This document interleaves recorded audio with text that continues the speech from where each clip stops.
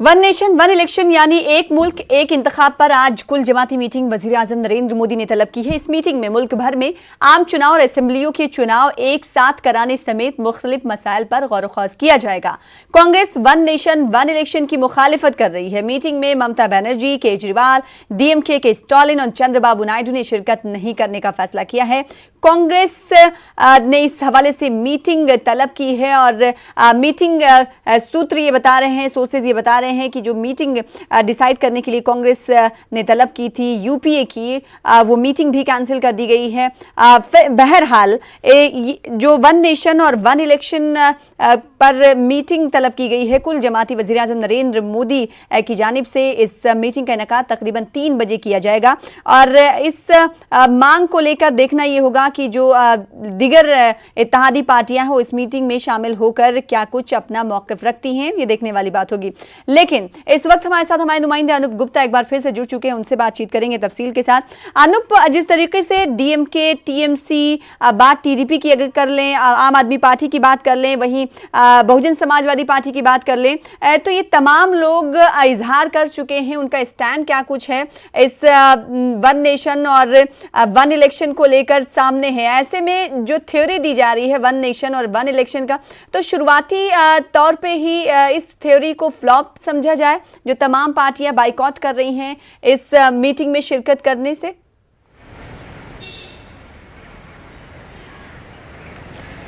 देखिए, आज शाम 3 बजे प्रधानमंत्री की बैठक है। 2 बातें समझनी होगी। एक तो कुछ पार्टियां विरोध जरूर कर रही है कि वन इलेक्शन वन नेशन नहीं होना चाहिए, लेकिन जो बैठक है उसमें वो शिरकत करेंगे।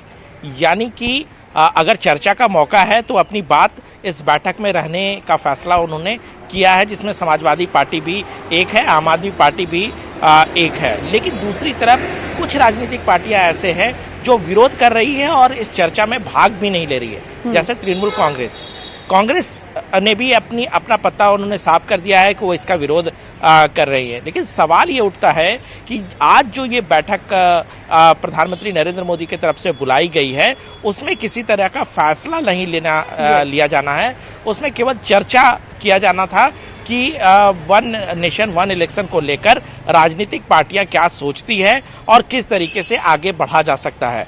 क्योंकि प्रधानमंत्री नरेंद्र मोदी लगातार वो कह रहे हैं कि ये चर्चा करके एक व्यापक समर्थन से, सहयोग से इस मसले पर वो आगे बढ़ना चाहते हैं। प्रधानमंत्री का अपना तर्क है। प्रधानमंत्री का ये कहना है कि अगर वन नेशन वन इलेक्शन होता है तो इससे इंफ्रास्ट्रक्चर की बचत होगी, इससे समय का बचत होगा, पैसे की जो बर्बादी होती है उसका बचत होगा। इसके अलावा विकास के कामों में जो मॉडल कोड ऑफ कंडक्ट लगातार लागू होते हैं उससे कहीं ना कहीं निजात मिलेगा। तो तमाम मसले हैं जिस पर चर्चा के लिए बैठक बुलाई गई है। लेकिन जिस तरीके से कुछ राजनीतिक पार्टियां चर्चा में भी भाग नहीं लेना चाहती, ये अपने आप में आश्चर्य की बात है, क्योंकि इसमें फैसला होना नहीं था, सिर्फ चर्चा के लिए ये बैठक बुलाई गई थी। जी अनूप, अगर लागू करने के इस फैसले के निफाज की बात की जाए, अभी तो जाहिर सी बात है बहुत जल्द होगा इस ताल्लुक से बात करना, लेकिन फिर भी अगर इसका निफाज किया जाता है, लागू किया जाता है, तो ये सरकार के लिए कितना चैलेंजिंग हो सकता है?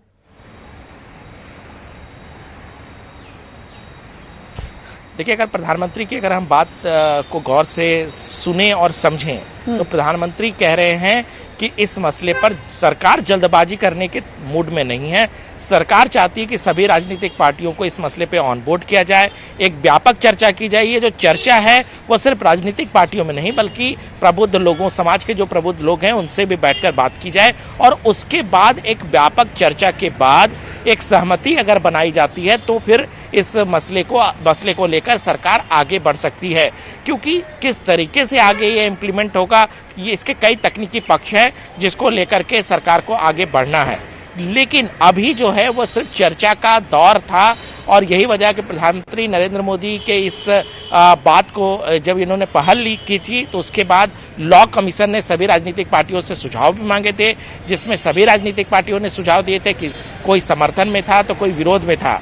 लेकिन सिर्फ प्रधानमंत्री का ये कहना है कि चूंकि पहले भी ये चीज हो चुका है, ऐसे में इस चीज में कोई कठिनाई नहीं है। दूसरी बात कि अगर सहमति नहीं बनती है तो तो फिर सरकार के लिए ये बहुत मुश्किल है, क्योंकि इसके लिए संविधान संशोधन बिल लाना होगा और संविधान संशोधन बिल में 2/3 मतों से इसको पास कराना होगा, जो कि राज्यसभा में अभी मौजूदा वक्त में राज्यसभा में सरकार के पास बहुमत नहीं है।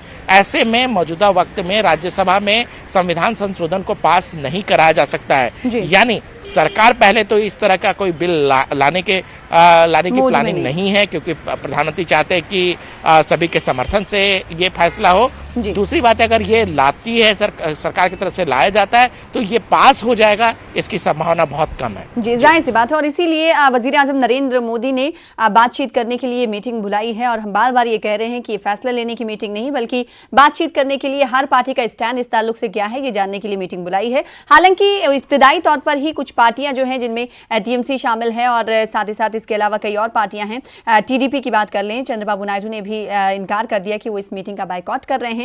लेकिन कई ऐसी पार्टियां हैं जो इस बातचीत में हिस्सा तो ले रही हैं, लेकिन उन्होंने मौक़िफ़ भी अपना वाज़े कर दिया कि वो इस फैसले के यानी वन नेशन और वन इलेक्शन के पक्ष में नहीं है। अनुप, भाकपा अपोजिशन पार्टी, जिस तरीके से हम जानते हैं, भाकपा पार्टी की जानिब से कहा गया है कि अगर कोई सरकार या किसी रियासत की सरकार अपना कार्यकाल मुकम्मल नहीं करती, अपना मियाद किसी वजह से मुकम्मल नहीं कर पाती है, तो क्या ऐसी सूरत में, मान लीजिए 3 सालों में ही सरकार गिर जाती है, तो क्या ऐसी सूरत में उपचुनाव नहीं होंगे, बाई इलेक्शन नहीं कराए जाएंगे? ऐसे में तो सवाल भी लाजमी है अपोजिशन पार्टियों का जो उठा रही हैं, जायज सवाल है। बिल्कुल कई सवाल हैं, बिल्कुल कई सवाल हैं जो जायज सवाल हैं, क्योंकि कई राज्यों के कार्यकाल ज़्यादा वक्त में खत्म होंगे, कई राज्यों के कार्यकाल पहले खत्म हो जाएंगे, कई जगह पे हो सकता है कि सरकार बीच में गिर जाए। तो ये सारे तकनीकी पक्ष हैं, क्योंकि अगर कोई सरकार चल रही है, मान लीजिए कर्नाटक में सरकार चल रही है और वहां किसी वजह से उलटफेर होने की वजह से कर्नाटक की सरकार चली जाती है, तो वैसे वक्त में फिर क्या होगा? तो ये कई ऐसे सवाल हैं जो जिसके तकनीकी पक्ष पे चर्चा किया जाना है।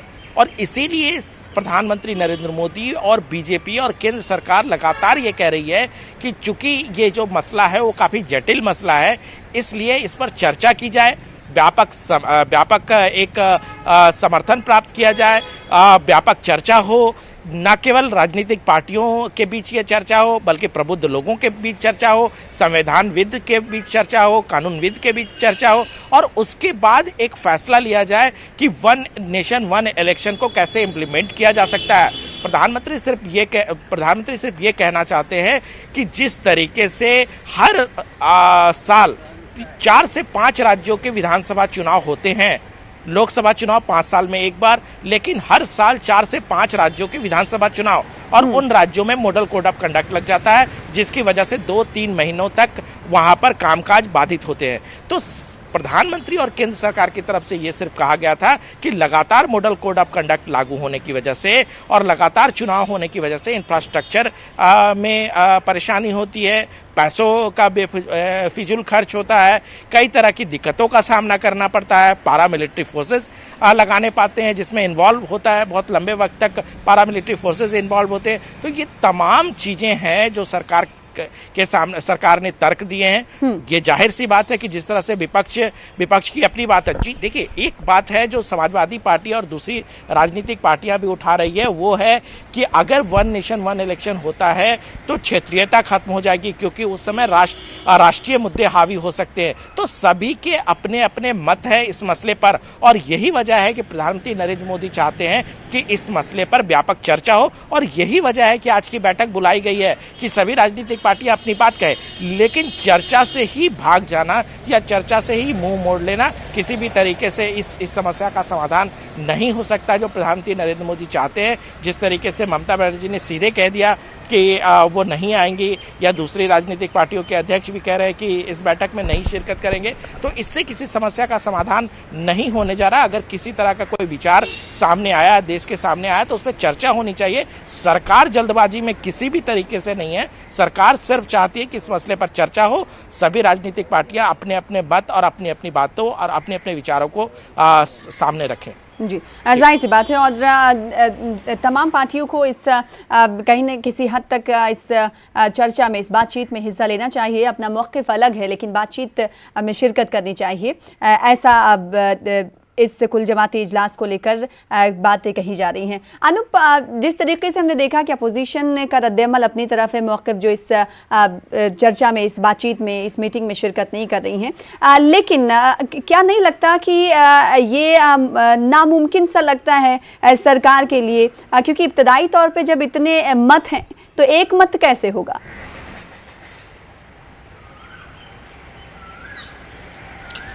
देखिए, प्रधानमंत्री तो यह भी जरूर कह रहे हैं कि आम सहमति से ही इसको पास कराना चाहिए, आम सहमति से ही इसको इम्प्लीमेंट करना चाहिए।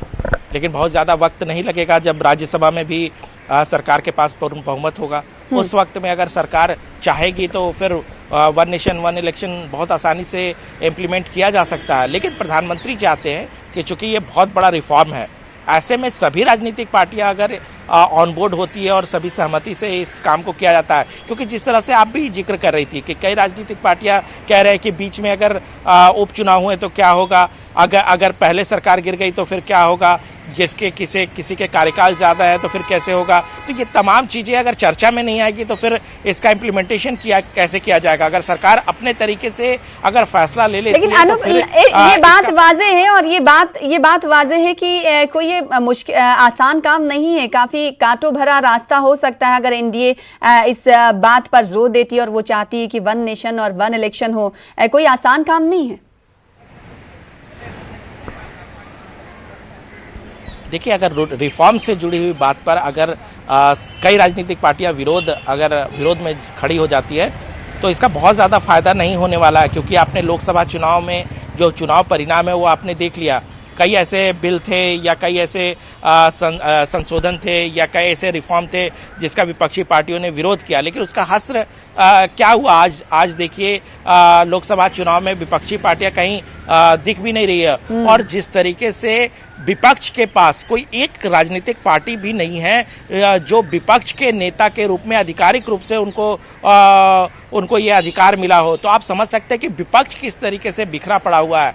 विपक्ष किस तरीके से एक तरह से विपक्ष विहीन ये संसद दिख रहा है। तो ये सारी चीजें बताती है कि अगर आपके पास नीति नहीं है, अगर आपके पास नीयत नहीं है, आप विरोध करें। आप एक सहमति बनाने में, अगर कोई सहमति बनाई जा रही है तो उसमें सहयोग करें तो ज़्यादा बेहतर होगा। और जब पार्लियामेंट सेशन शुरू हो रहा था इस बार, तो प्रधानमंत्री का बयान आप देखें। प्रधानमंत्री ने कहा कि आप नंबर मत देखें, आप ये देखें कि आपकी भूमिका क्या है, आपकी अहमियत क्या है, और उस आधार पर आप आगे बढ़े।